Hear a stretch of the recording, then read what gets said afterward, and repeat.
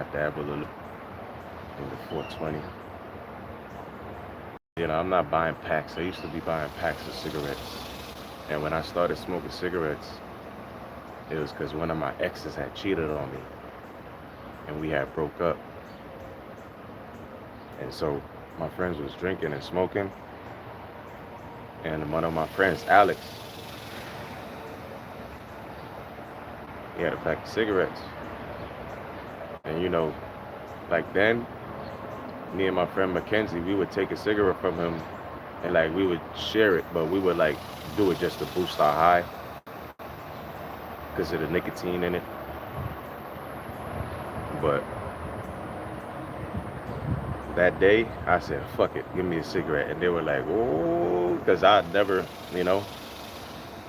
So me doing it was like stepping on, crossing over to the dark side, I guess.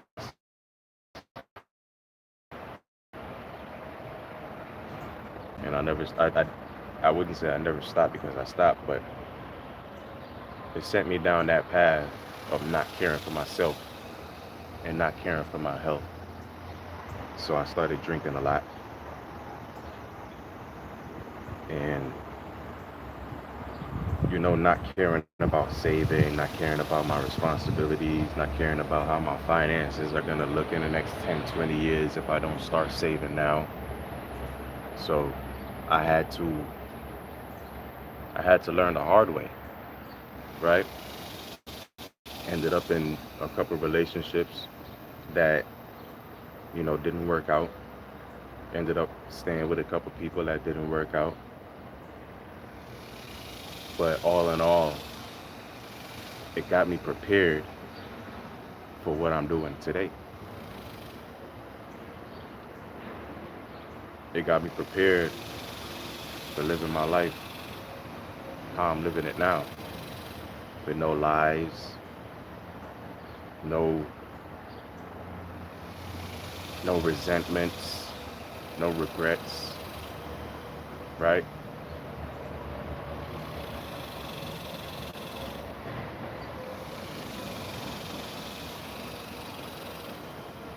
I'm not bound to anyone, but I'm connected to everyone. There's no strings attached to nobody's heart and mind. But like Kalai said, we need to be heart to heart. We don't need to be eye to eye.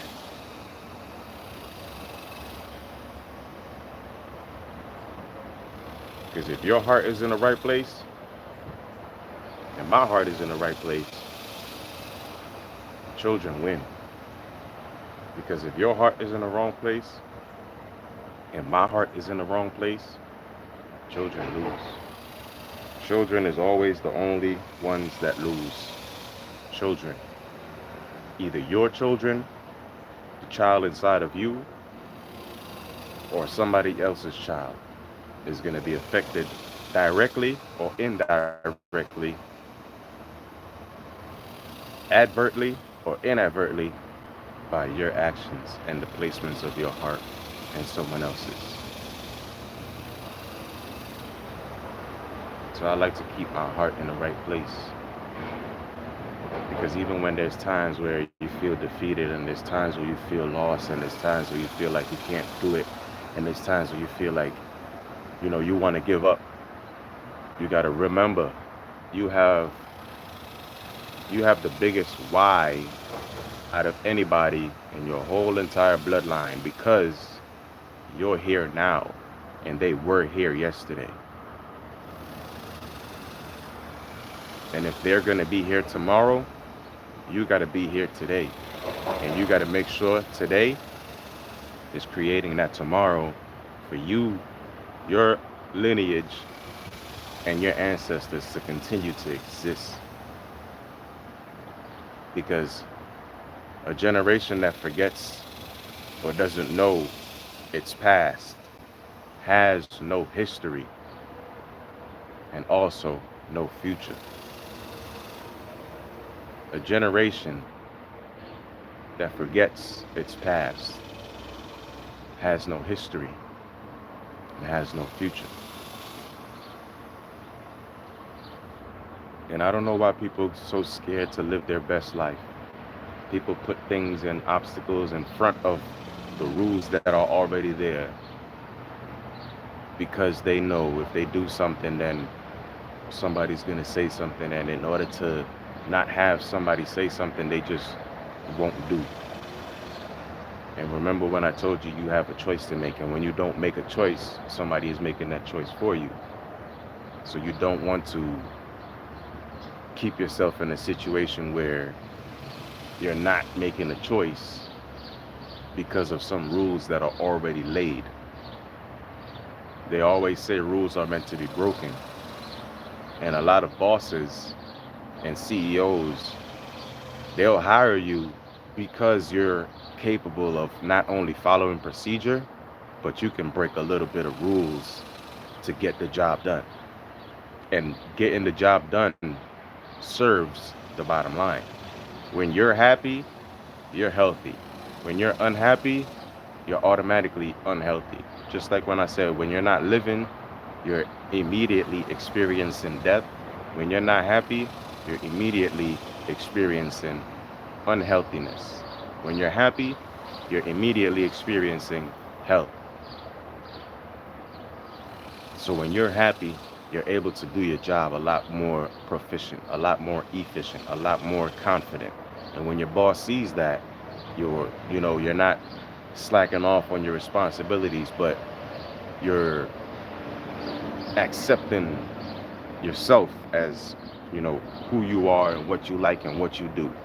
You're not just going along with the get along. You're not just doing what everybody else do. You're actually showing what you said on your resume, that you're a different person, right? You worked at different past jobs. You had different accomplishments. You have different accolades, right? You have different achievements. You're not the same as the other person. So when you put yourself in a place to be afraid of living your life, you're not going to be living a happy life. You're not going to be living a healthy life. You're going to be living an unhealthy, unhappy life. And that's going to inadvertently hurt your bloodline, hurt your ancestors, hurt your children, because you're going to cause them to now live under those same rules and those same additional rules and guidelines that you put on yourself, while you're already existing in a world where there's nothing but rules to stop you from actually being healthy. It's rules stopping you from being financially free. It's rules stopping you from being physically free. It's rules stopping you from being spiritually free. So with all the rules and laws and regulations and policies, there's not going to be any rules, laws, or policies that's going to be written to tell you that it's okay to be free. It's only going to be rules and laws written to tell you that it's not okay to be free.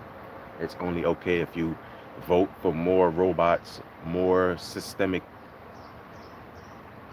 oppression, more systemic rules, more systemic oversight, and this, that, and the third. And they're just going to keep making you feel like, it's them that's trying to be transparent with you, but it's not them trying to be transparent with you. It's them trying to get you to be more open to their lack of transparency, right? To their con, to their confusion, right? To their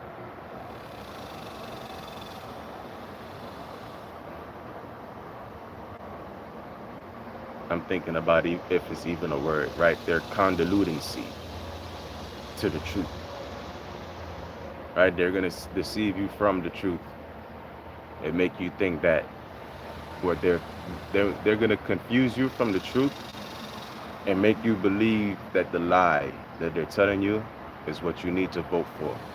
And then they're gonna give you two lies to vote for, and you're gonna vote for one of those two lies and think that that's the truth that you're voting for. And then they get into office and you realize that you just voted for nothing. It always happens, right? And you're not voting for 4 years or 8 years. You're voting for 20 years. Even the next president that comes in, if there's no update to the 20-year legislations and the 20-year policies that they write, they're just gonna uphold. If they're not writing any new policies, they're just gonna uphold the policies that's already there for the 20 years.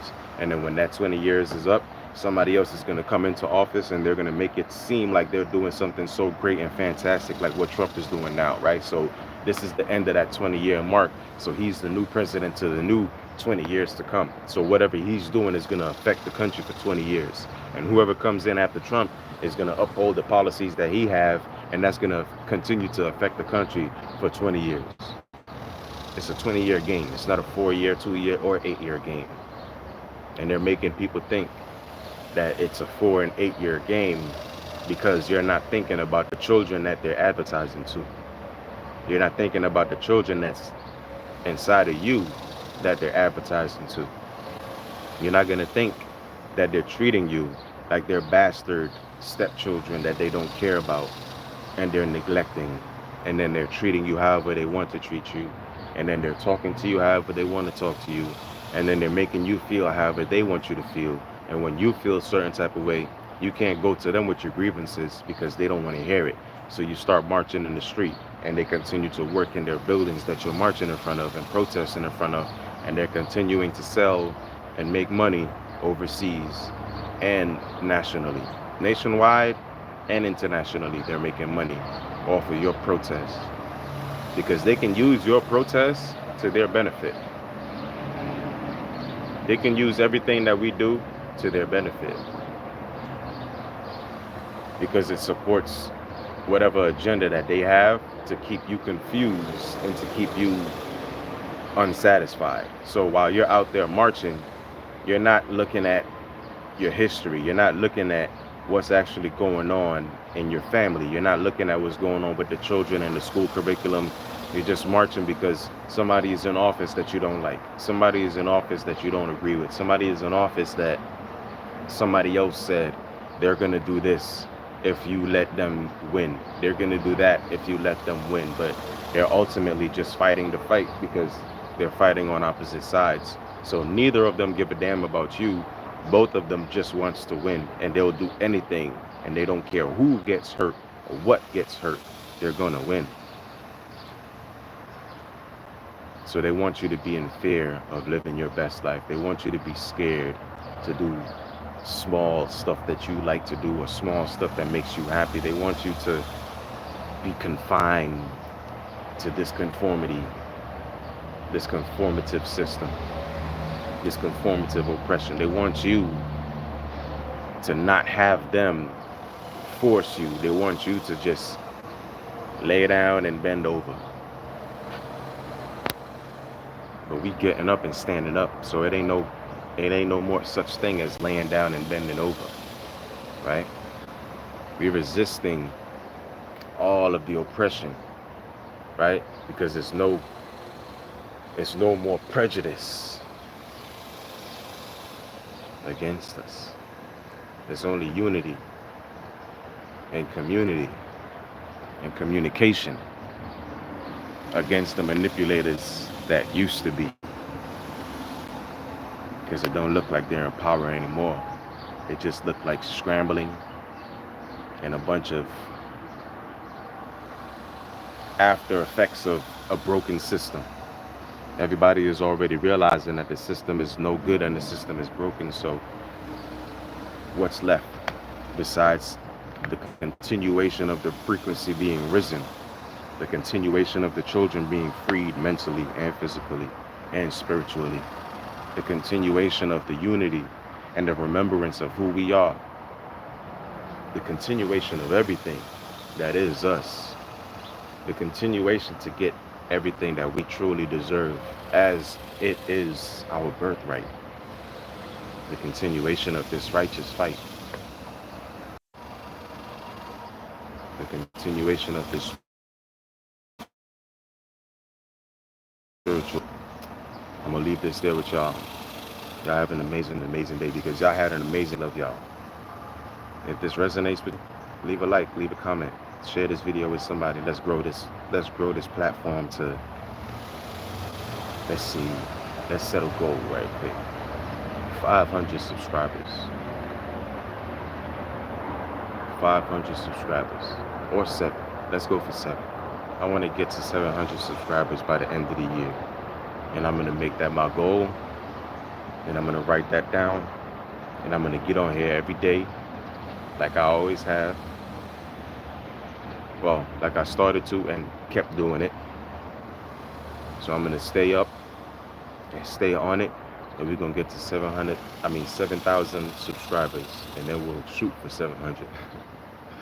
We're just going to continue to go up, baby. So if you want to help me out, anything helps. A like, a comment, and a share, and a subscribe. It all helps. Everything helps the algorithm to help us go, and to help us flow, and to help us continue to be spiritually free and fearless. And as we live fearlessly.